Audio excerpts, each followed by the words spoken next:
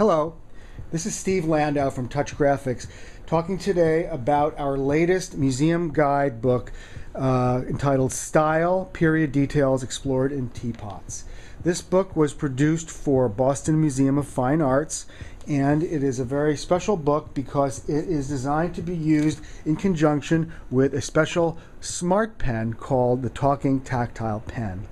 When I take this pen and touch it to different things in the book, you'll hear what I'm touching. So for example, if I touch this title up here, let's see what happens. Style, Period Details Explored in Teapots. So that tells me the title of the book. It's also in Braille and in large print.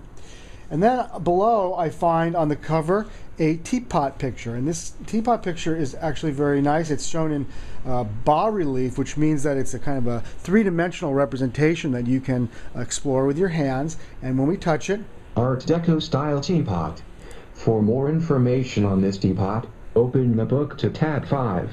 Okay, so it told me to open the book to tab 5. Well, let's open the book and see what's in there. So interesting, there's a whole bunch of small little teapot pictures, and next to each one it lists the style of that teapot, and then over here the page number. And if I touch the pen, Rococo style, tab 1. so I can touch these various little icons. Now what happens if I want to... Federal style, tab 2. Say I want to learn about the federal style teapot, so I'm going to follow the line out to tab 2. Section 2, tab 2, okay. Federal. So I open the book up to there. Now we see a larger illustration of this teapot. And we can explore the teapot by touching it with our hands. We can feel these different interesting textures and these shapes. And I can touch the pen and I can learn about this teapot. Lid. If I hear that click sound, that means there's more information. Lid. The lid is a simple dome surrounded by a flat disc, the border of which is inscribed with a very slim band of regular vertical lines. There's some more information. The knob at the center top is small and sculpted in a shape that resembles a classical urn. Classical urn. Below the domed lid, the top of the teapot flares slightly, surrounded by another flat disc edged with inscribed lines. Body. It's the body. The teapot itself is a very plain cylinder with an oval base. Let's find out some more. On each side, a very shallow engraving decorates the center. A pattern of dotted lines creates an oval, with the curving ribbon extending from the top. 2 shafts of wheat surround the oval on either side. There's the oval. It's a very light relief, but I can clearly make that out with my fingers. And let's Body. What's this? Spout. That's the spout. What's that? Handle. Handle. 2 silver brackets, roughly the same diameter as the base of the spout, join the handle to the body. Very interesting. Now, what's nice about this book is that by comparing these different teapots from different periods, we can really start to see the trademark characteristics of each style. So the Empire style is very ornamented with these very sort of extravagant shapes down here. Section 3, Empire style. To learn more, tap the picture or text. Okay. Body. So it's the same thing, the body. The round body of the teapot sits on a base approximately 2 inches tall. Okay. The vertical edge of this base is decorated with a machine stamp band featuring a small, undulating vine and leaf pattern. This band is also repeated under the lid. Very interesting. Now over here we have some general text that describes this teapot, and it's in large print, it's in Braille, and it's pen enabled. So if I touch this text, the Empire style draws on ancient Greek and Roman sources for inspiration, but uses heavier, bolder forms than the Federal style. Look for rounded lobes, urn-shaped forms, and classical animal motifs. There are the rounded lobes. Like many silver pieces made in this era, the teapot shown here also features die roll details, decorative bands stamped out by machine, for the first time. It measures approximately 11.5 inches from spout to handle and 8 inches high. Explore the image, and tap it with a pen to learn more. Okay.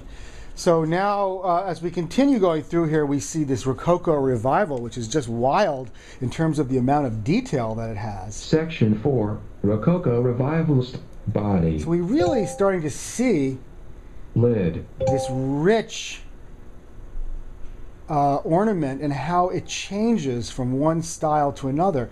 And that gives us a great deal of insight into how style itself evolves in a larger sense. So this book is not just about teapots. It's about a larger topic, which is how crafts develop over time in the United States, and how the most representative styles appear as they evolve. As we get further into the sequence, we start seeing these more streamlined forms from the Art Deco. Let's see what this is like. Section 5, Art Deco Style. To learn more, tap the picture or text. Body. The body of the teapot is highly polished and undecorated. So it's very different from the earlier ones, which were very ornamented. Body. The body of it has a smooth, round shape and a low, cylindrical ring for base. Nice. Spout. The spout is small with only a slight curve, and its widest point is attached to the top portion of the bowl.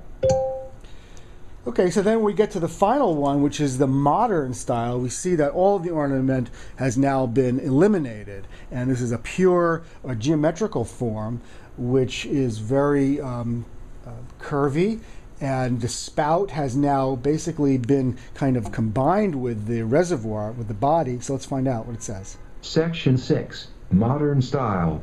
To learn more, tap the picture or text. Spout. The spout is a continuous part of the teapot bowl, rather than being a separate sculpted piece that has been attached. Okay, so that's what I was... It is short and thick, with a small arch at the top and a low curve below where it joins the body.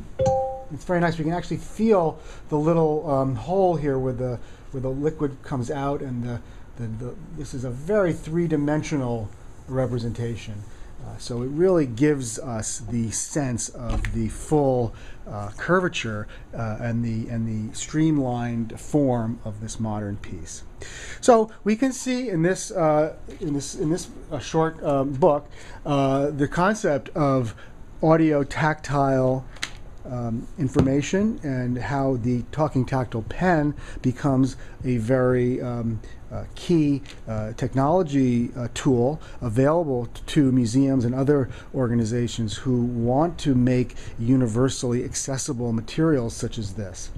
We would be very happy to speak with anyone from museum who was interested in working with us to produce more books like this. It's a very inexpensive product, and it's very durable, printed on very high quality vinyl paper, which is more or less indestructible, and waterproof, smudge resistant, and will last forever.